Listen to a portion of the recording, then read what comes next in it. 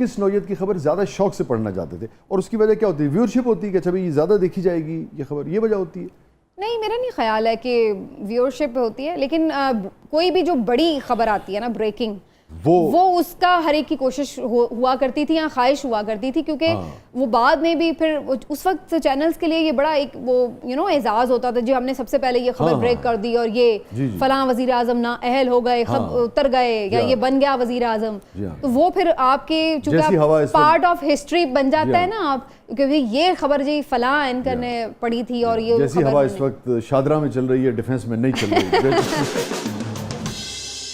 تو خیر ہر چیز ہی بریکنگ نیوز ہے, کسی سائیکل ٹوٹ گئی, بارش ہو گئی, وہ بھی بریکنگ نیوز ہے. اس دور میں جب سٹارٹ میں ہم لوگ یہ واقعی سمجھا کرتے تھے. اس رویے نے اہم خبر کی اہمیت کو کم کیا ہے.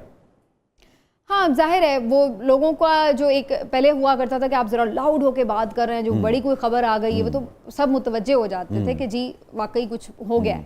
تو اب وہ لوگوں کو بھی پتہ چل گیا, جیسے بھی ہم شروع میں بات کر رہے تھے کہ وہ پبلک بڑی ہوشیار ہو, ان کو بھائی یہ ہر چیز پہ ایویں رولا ڈالتے رہتے ہیں, تو اب وہ اتنا بادر ہی نہیں کرتے کہ آپ کیا. ہم نے اپنا اعتبار کم کیا ہے معاشرے میں یا بڑھایا ہے؟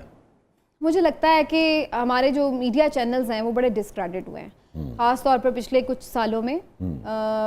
جیسے تیزی سے یہ ان کو ایک لوگوں نے ان پہ ٹرسٹ کیا اور ان کو بڑی اہمیت دی, اتنی تیزی سے ان کا زوال بھی ہوا ہے, اور بڑی تیزی سے لوگ ڈسکریڈٹ ہوئے ہیں پچھلے کچھ عرصے میں. اور میرا خیال ہے کہ ہم نے لوگوں کو کافی مایوس کیا ہے میڈیا چینلز. اگر آپ میں پوچھوں کہ جب آپ آئیں جیسے 2010 کے قریب, تو اگر جو کہتے ہیں نا کہ 1 to 10 اگر آپ اس کو دیکھیں تو کتنے % اعتبار ہم نے کھویا ہے؟ 10%, 20%, یا اب پہلے ہم کہاں تھے فرض کر لیں 8 پہ تھے, تو اب ہم 5 پہ ہیں, 6 پہ ہیں, 4 پہ ہیں, 3 پہ ہیں.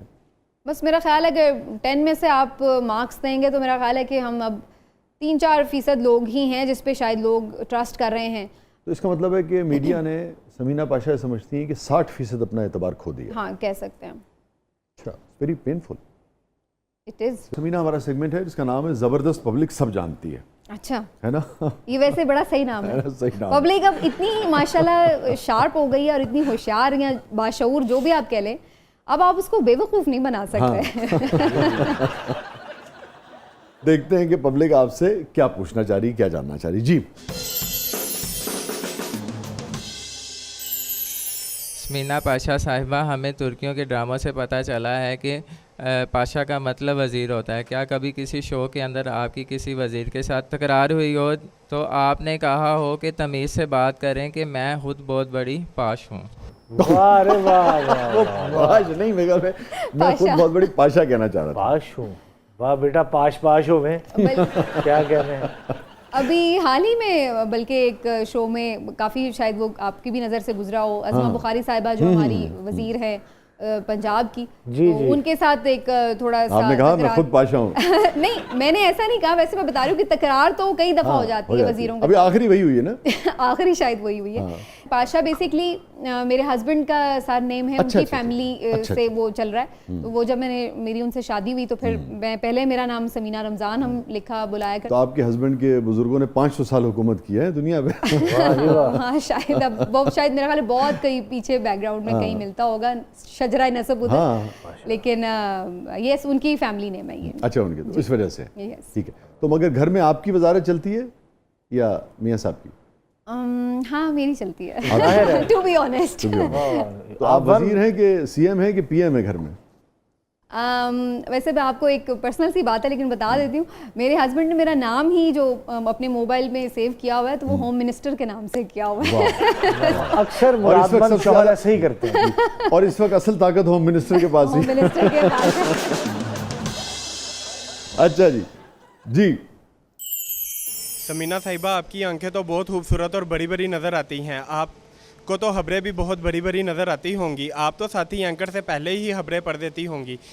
آپ جو ان کی کریٹیوٹی کو داد دیں, وہ کہہ رہے ہیں کہ آپ کی آنکھیں اتنی بڑی ہیں کہ آپ پہلے پڑھ لیتے ہوں گی خبر.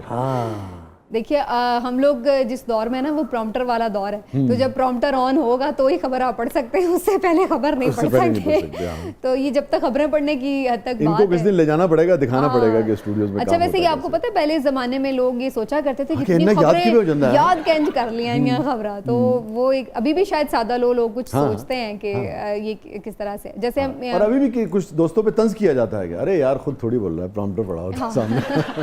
تو جو آپ کی صحافتی سرگرمیاں ہوتی ہیں, اس کے علاوہ کیا پڑھتی ہیں آپ, کیا دیکھتی ہیں, کیسے اگر وقت ملے تو وقت کیسے گزارتی ہیں آپ, ہابیز کیا ہے؟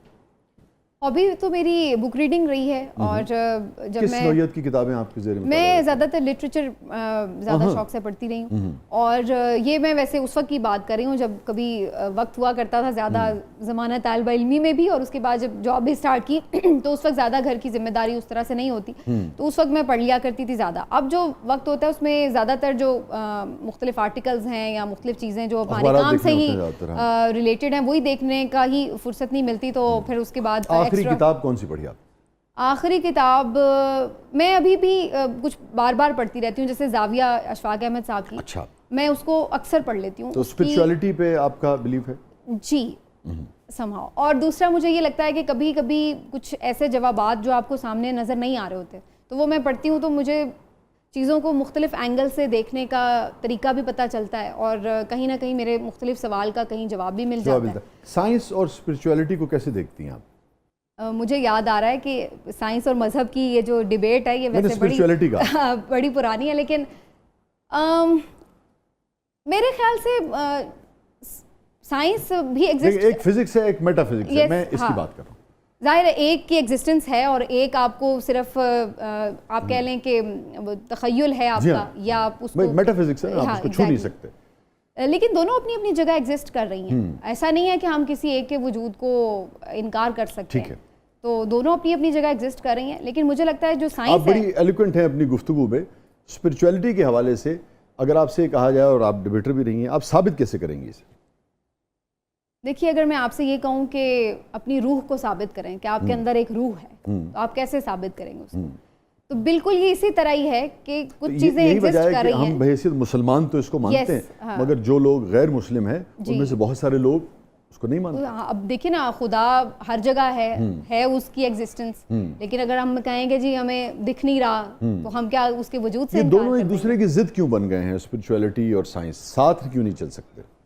اس کی بنیادی وجہ یہی ہو سکتی ہے کہ جو سائنس ہے وہ ہر چیز کا ایک پریکٹیکل ریزن جو ہم آنکھوں سے دیکھ سکتے ہیں, جو ہم اپنی کیونکہ دیکھیے وہ جو ٹینجبل ہے جس کو ہم چھو سکتے ہیں, اس فار ایگزامپل ایک چیز یہاں سے لائٹ نکلتی ہے اور سامنے پڑ رہی ہے, یہ ٹینجبل سے لے کے ٹینجبل آبجیکٹ ہے, اس کے درمیان انٹینجبل ہے جو نظر نہیں آ رہا آپ کو, وہ بھی تو ایگزسٹ کرتا ہی ہے.